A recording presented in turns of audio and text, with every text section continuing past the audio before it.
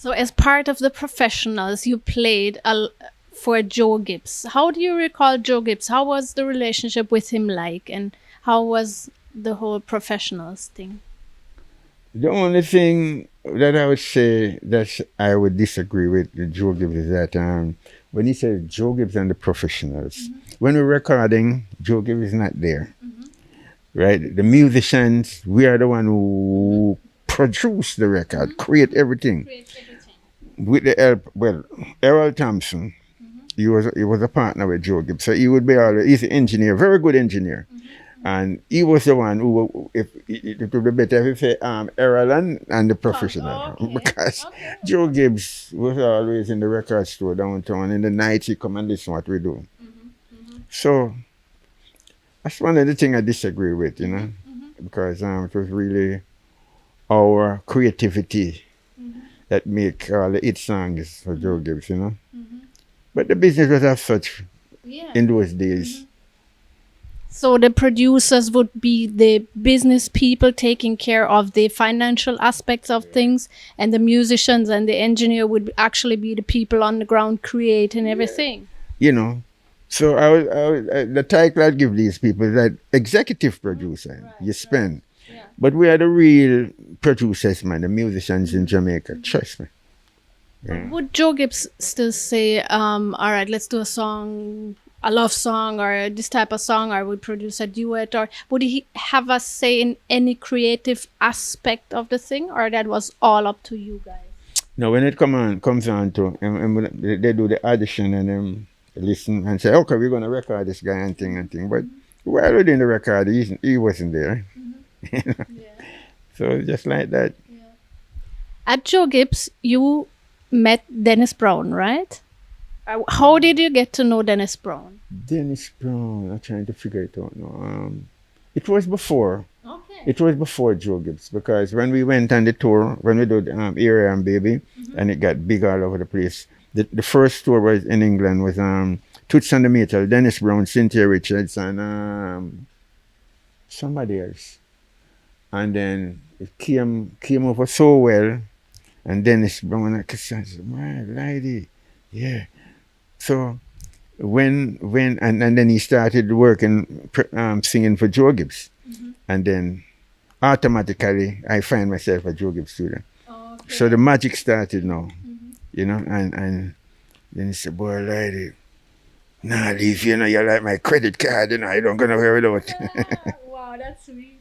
Yeah, but really work together well. Yeah, because like, as Dennis Brown said, it's magic. Yeah, when we get together and go on the road, like magic. So he came to you and he said to you, Lloyd, put together a band for me? No, it's not that, it's just that We the People band was formed, and automatically we do 1 and 2 shows together, and we realize that it's worked together. So We the People was like Dennis Brown band, Yeah, man. Okay. Yeah, so it just turned out to be that way. So it was a whole natural vibration because you had vibes together. Exactly. Okay. So that was an important aspect to Dennis, to have people around him where he would maybe even call friends. Yeah, because I'll tell you something. As a musical director, I select a song for him. I put the arrangement together and the syncopation into the reggae and thing, and he loved that, And he said, boy, I can't leave you not like that. So that is what drive us, that we work together for so many years. Yeah. So anything that you would say, him would do it? Sometimes I say, Dennis, you have to sing that tune, then I'm say, Skipper. And I'm going, he's like the selector now, And I just sneak in the local one tune, I never want one. And the people say, hey! And I must look around and say, yes, my big brother. Yes, sweet. Yeah, so, we had fun, and, it was a good combination. Even before that, when you mentioned the first tour in the UK and those things, and I mean, I can feel the enthusiasm you had about the music. How was that like for a youth from Waterhouse, traveling with his friends, playing music all over the world? It's such a great feeling. Sometimes when I talk to my brethren Sly, I say, lady, sometimes I sit down and I actually cry, you know. I say, same thing happened to me sometimes, you know, because we didn't know that we would have reached so far, you know. And we would know that we would have been so creative that we can do things that the world acknowledge and so it's a wonderful feeling. Definitely a wonderful feeling. How many years did you tour with Dennis? More than 20, right? No, it was about 20 years. And you've been all over the place, right? Japan, Australia, everywhere. Well, I never go Australia with Dennis, but I went with Styler at the time. I was just fitting in, but I went all over the place with Dennis Brown, everywhere. One place I didn't go with Dennis Brown was Africa, and it was my choice, you know. But we really enjoyed the journey and been all over.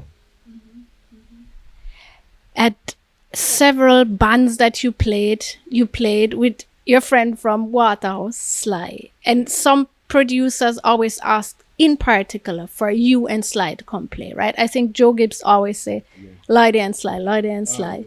So tell me a bit about the chemistry that the two of you had and what made it so special. Was it the friendship that you shared or the history? Or what was it? Sly understands what it takes to make a band tight. Lock. I understand the same thing. Sometimes we talk about it, you know, even recently. There's a thing when we're recording. In other words, there's a particular song where we did at Joe Gibbs, and when we were recording it from inception, Sly wasn't there. It's How Could I Leave? The rhythm was just ordinary. When Sly comes in and put in the drum, he said, lady, I listen the catch, I listen when you play it, you know. So, yes, and when he play, it just lift up the whole tune. But remember, you know, I was like his coach in the early days, so we understand. If Sly play a drum pattern and I was a dub and a bass, I know exactly what to do, and it works, make tight. So that chemistry was really great, you know. So we enhance each other very well. But also for We the People band with Devin Richardson, right? So you played with him for 2 decades. Did you have a similar chemistry, a similar vibration?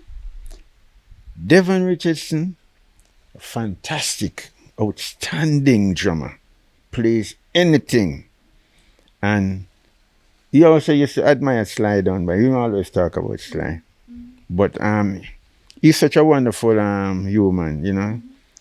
Discipline, spiritually, mentally, physically, he's just a great person. And then he was my drummer from beginning. But he decided to take a turn in the Christian world, and that is why we part. But they're a good drummer. And I mean, now he's teaching the youths at Edna, right? Yeah, he's teaching, yeah. Oh, you know all these things? Yeah, because my husband is a drummer too, so him know from Edna, him know him from Edna. Okay. He lives in Jamaica? Your husband? Oh, we live in Germany. No, I know you live in Jamaica. Okay. He had even attended his classes, you know. Okay. Yeah, man. The Devon Richardson. Credit. And I mean, even all today, to this day, you're still recording with Sly. Last year you played with Sly and Bobla and China and Lenky for as the Revolutionaries again.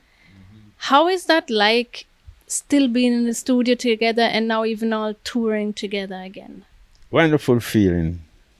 It's another part of history again, you know, and another part of the journey. And it's really a wonderful feeling. And I just keep on doing it over and over. So when we get together, even when we last year was at Rotterdam, we said, boy, I can't believe this lady. I mean, we just back together, and it was a great feeling. You also have your own label, right? Parks. What motivated to do that? I tell you something, Answer Collins was the first musician who created his own label, and I just figure, I mean, you learn from each other, and I say, this is really a nice thing to do, and I tell you something, maybe some of my songs will be bigger, but because I was such a young independent producer, and that is why my songs now is like some like underground songs that creep upon people now, because even like Mafia and all them songs get big but Slaving, great song, but it was recorded in those years when we used to struggle as independent producer. Yeah, but if these songs on big label, man, you never go. But Answer Collins was a man, I see him. Yeah, we can do it. Cause our own label. Yeah, because even Double Barrel was recorded. It was Answer Collins, and then he gave it the techniques to release. And it become million seller again, but it's a different story.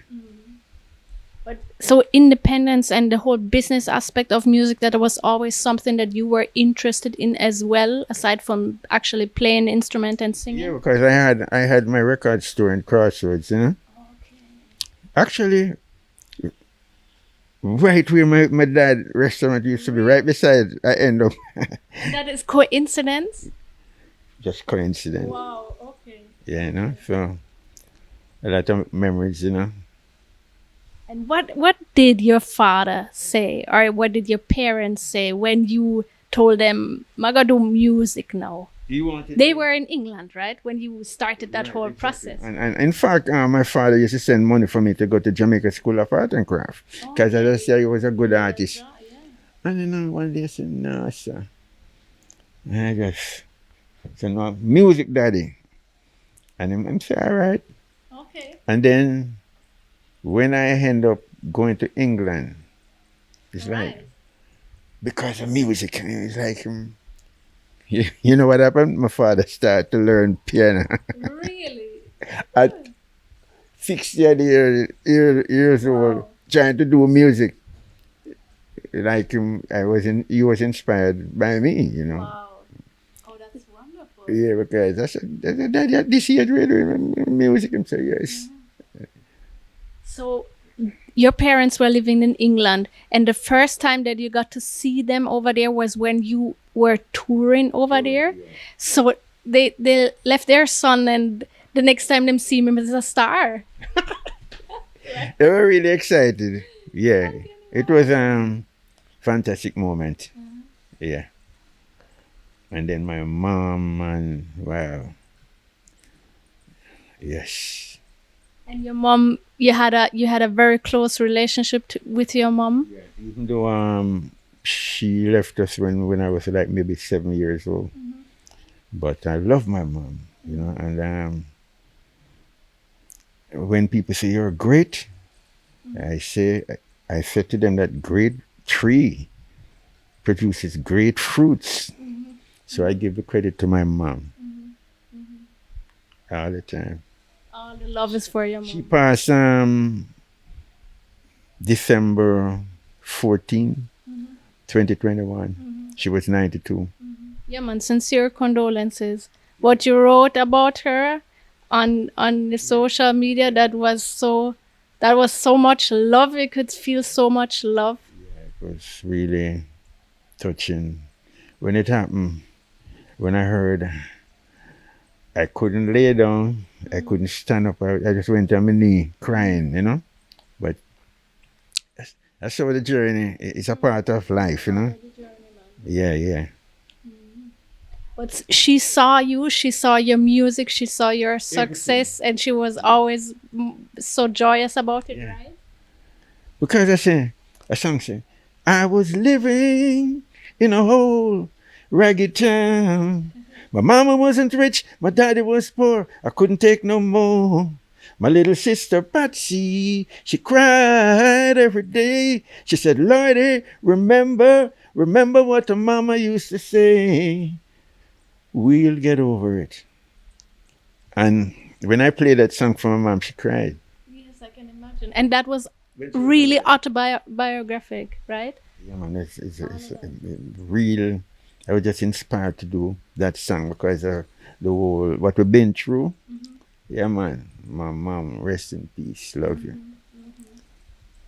Even happier to see that you're still continuing the works, that you are still working and that you're again now working with the revolutionaries again. So what can your fans expect? Will they hopefully see you live again also? Will they hear some recordings? Because I think Sly told me that you guys recorded stuff already, even last year already. Yeah, we did some stuff. But it's so funny, they say in the end, in the beginning, in the end, I just felt the need now to go back, focus on the my vocal career, and that's what I'm doing right now. Okay. The show that I did last Saturday was, people say, book me as an artist just to sing.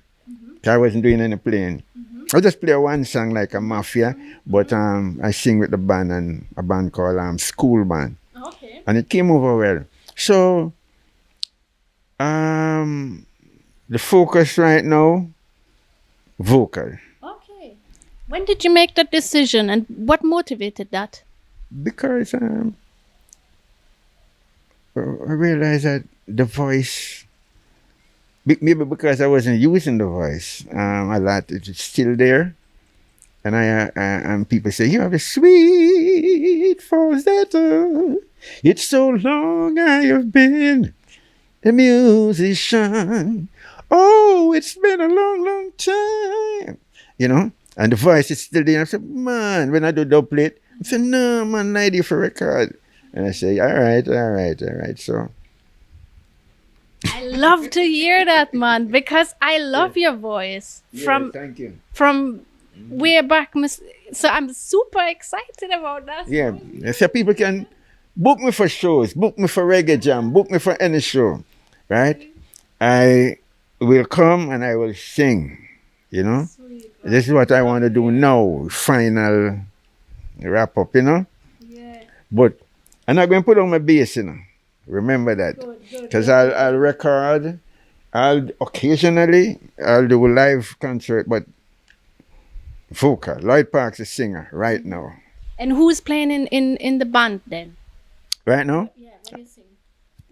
Well, no, I still have the band, Bubbler, Rabelin sometimes, and Samaru, and Everton Gale, and the whole works. Gibby and guitar. Yeah. In fact, I just do a song for Gibby that he produces. Very nice song. So I'm still active. Thank God for that. Still active. Yeah, man, of course. That I know. But super happy to hear that we're going to hear your voice more often now again. Yeah. So on stage and on record, right? On stage and on record. Lloyd Parks, ready for the world again. Vocal. Ever ready for 6 decades, man. Yeah, you remember Slaving? Officially, Money for Jam, We'll Get Over It, Ordinary Man, Stars, all of these songs.